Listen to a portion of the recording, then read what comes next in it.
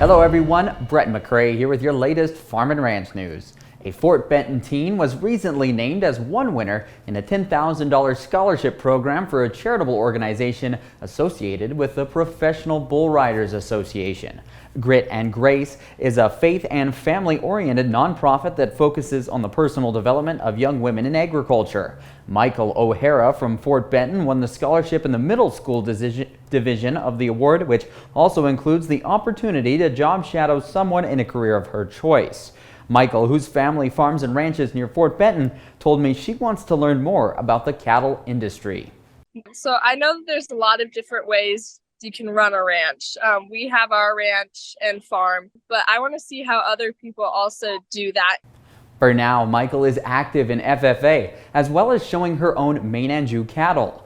And she hopes to inspire other young women to breed and raise their own livestock as well. Monday, the Wyoming state veterinarian received confirmation of brucellosis in a herd from Sweetwater County, Wyoming. Preliminary investigation suggests that the brucellosis exposure originally occurred within the Wyoming designated surveillance area for brucellosis in the northwestern part of the state around Yellowstone National Park, where a disease reservoir in elk persists.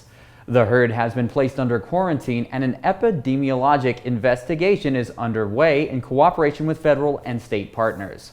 We'll be back in an hour with your markets. We asked Montana farmer Walt Sales about the challenges of mental health in agriculture. Another drought, there always is. There's always gonna be another something. I grew up in a generation of you pulled yourself up by your bootstraps. But it's become evident is what do you do if you can't even find those bootstraps? If you need to talk to somebody, go to beyondtheweather.com for free counseling for Montana ag producers. Hello everyone, Brett McCrae back with more ag news and your markets. Drought in the Corn Belt has been price supportive of row crops like corn and soybeans. Drovers reports that the National Oceanic Atmospheric Administration's seasonal drought outlook finds that conditions could continue to get drier throughout the summer. High production regions of the eastern Corn Belt, including Illinois, Indiana, Wisconsin, Michigan, Ohio, and Pennsylvania, are expected to see worsening drought conditions through September.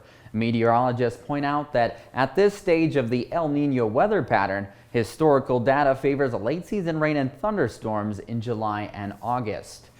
Cattle markets were a little lower on the first day of a shortened trading week. Cutout values were lower Monday and cash trade also down last week. At the St. Onge livestock market at the end of last week, cull cows ranged from 90 cents up to $1.12 for a market high. Bulls traded mostly from $1.11 up to $1.23. On Monday at the public auction yards in Billings, feeder lambs were up $8 to $12 for offerings above 70 pounds. 70 to 79 pound lambs trading from $1.92 up to $2.10 a pound. Scattered rain showers around the Midwest may have momentarily eased drought concerns for corn and soybeans, even if the short-term forecast is still mostly dry. Winter wheat harvest continues down south, pressuring markets on Tuesday. Thanks for tuning in to your Northern Ag Report. I'm Brett McCrae. Have a good Wednesday.